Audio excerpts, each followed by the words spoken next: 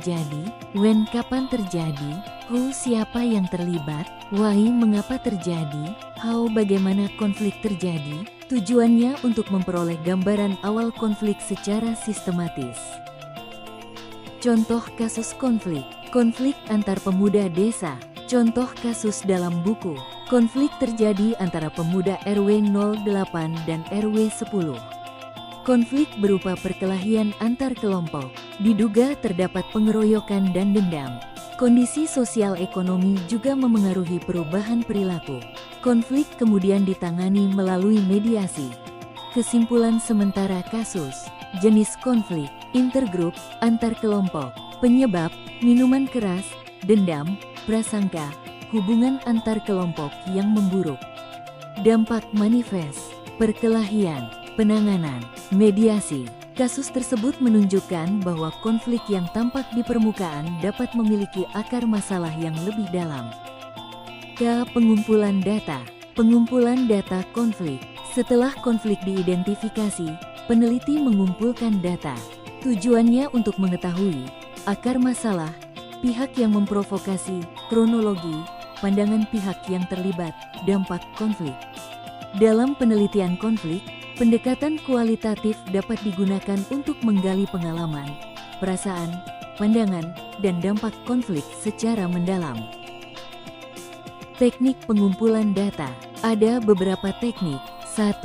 Observasi, mengamati langsung kondisi di lapangan. 2. Wawancara, menggali informasi melalui pertanyaan kepada informan. 3. FGD, diskusi kelompok untuk menggali masalah tertentu. 4. Dokumentasi, menggunakan dokumen, catatan, foto, rekaman, atau sumber lain. Observasi. Observasi sama dengan mengamati secara langsung. Peneliti dapat mengunjungi lokasi, mencatat kondisi, mengamati pihak terkait, mengamati kondisi pasca konflik. Catatan penting, keselamatan dan etika penelitian harus diperhatikan. Contoh, mengamati perubahan hubungan masyarakat setelah terjadi konflik. Wawancara. Wawancara sama dengan menggali informasi melalui percakapan atau pertanyaan. Informan dapat berupa pelaku, korban, saksi, pihak berwenang, tokoh masyarakat, pejabat terkait. Peneliti perlu memiliki interview guide, pedoman wawancara. Pedoman membuat wawancara tetap fokus dan lengkap. Focus Group Discussion, FGD. FGD sama dengan diskusi kelompok terarah. Tujuannya, menggali dan membahas masalah tertentu secara bersama-sama. FGD idealnya melibatkan sekitar 7-15 orang. Dapat terdiri dari moderator, nutulis, peserta, pemateri, fasilitator. Peserta dapat menyampaikan pendapat dan pengalaman masing-masing. Dokumentasi. Dokumentasi adalah penggunaan sumber atau catatan yang berkaitan dengan konflik. Contohnya, laporan kejadian, berita, dokumen desa, foto, rekaman suara, catatan, dokumen sosial, ekonomi, dan budaya. Dokumentasi berfungsi mendukung data observasi dan wawancara. Pemetaan dan analisis konflik. Analisis konflik. Setelah data cukup, peneliti melakukan analisis. Analisis konflik mencakup memahami konteks masalah, menganalisis faktor penyebab, menganalisis dinamika konflik, memetakan pihak yang terlibat, menganalisis pendekatan perdamaian yang memungkinkan. Alat analisis konflik. Beberapa alat yang dapat digunakan. 1. Peta konflik, menggambarkan pihak dan hubungan antar pihak. 2. Pohon konflik, menggambarkan penyebab, masalah utama, dan dampak. 3.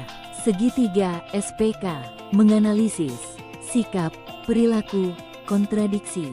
Selain itu terdapat alat lain seperti piramida konflik, gunung es, irisan bawang.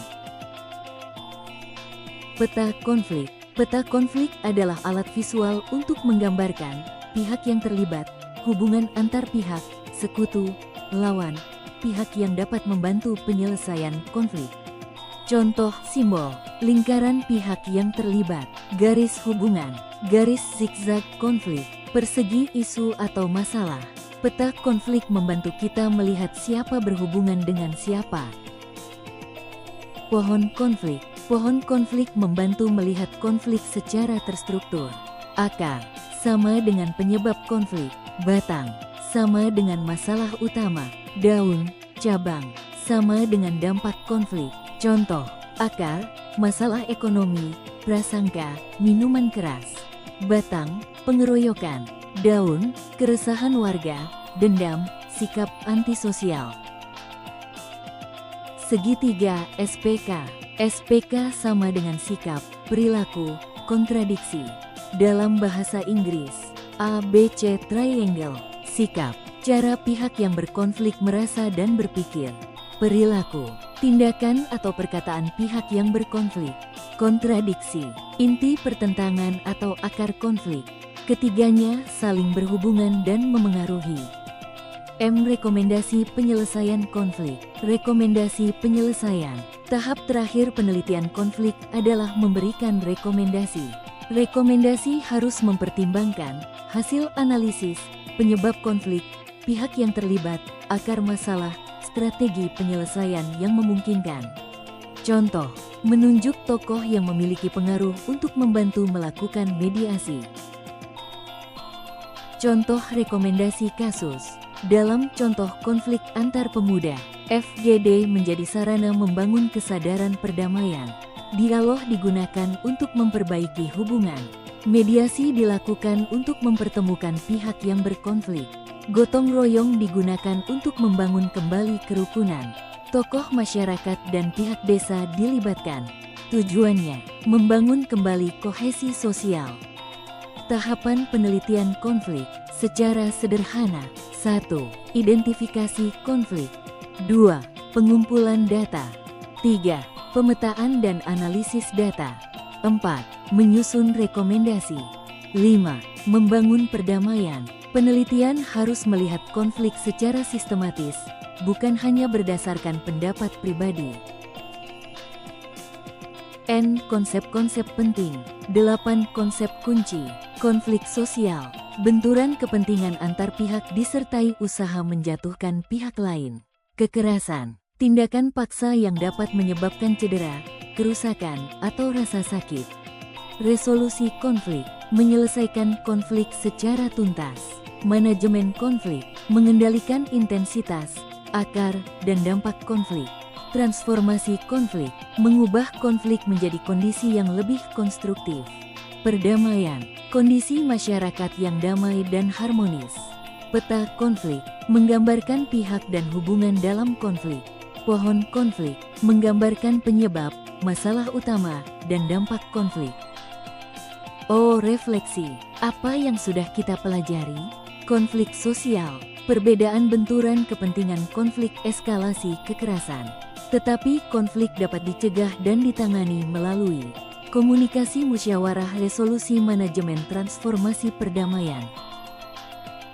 Sikap yang harus dibangun. Sebagai pelajar, kita dapat mencegah konflik dengan menghargai perbedaan, menghormati orang lain, tidak mudah berprasangka, berkomunikasi dengan baik, mengendalikan emosi, tidak melakukan kekerasan, mengutamakan musyawarah, mau bekerja sama, membangun toleransi, menjaga persatuan. Refleksi siswa, bagaimana sikap saya ketika menghadapi perbedaan? Tanyakan kepada diri sendiri, apakah saya menghargai pendapat orang lain? Apakah saya mudah marah ketika berbeda pendapat? Apakah saya mau mendengarkan? Apakah saya menyelesaikan masalah melalui komunikasi? Apakah saya menghindari kekerasan? Apakah saya mampu menjadi bagian dari solusi? Kesimpulan, konflik sosial merupakan bagian dari kehidupan masyarakat karena perbedaan tidak dapat dihindari. Namun, konflik tidak harus berakhir dengan kekerasan. Konflik dapat dicegah, diselesaikan, dikelola, ditransformasikan. Cara yang dapat dilakukan antara lain komunikasi plus musyawarah plus negosiasi plus mediasi plus kolaborasi. Tujuan akhirnya adalah harmoni dan perdamaian sosial. Kesimpulan ini sejalan dengan penekanan buku bahwa konflik perlu dipahami berdasarkan penyebab, jenis, dan dampaknya, kemudian ditangani melalui pencegahan, resolusi, manajemen, dan transformasi konflik. Pertanyaan pemahaman. 1. Apa yang dimaksud dengan konflik sosial? 2. Mengapa perbedaan dapat menjadi penyebab konflik? 3. Apa perbedaan konflik dan kekerasan? 4. Sebutkan 3 jenis kekerasan. 5. Apa perbedaan konflik vertikal dan horizontal? 6. Apa yang dimaksud dengan resolusi konflik? 7. Apa perbedaan mediasi dan arbitrase? 8. Apa yang dimaksud dengan transformasi konflik? 9. Jelaskan preventif, peacemaking, peacekeeping, dan peace building. 10. Mengapa konflik perlu diteliti secara sistematis?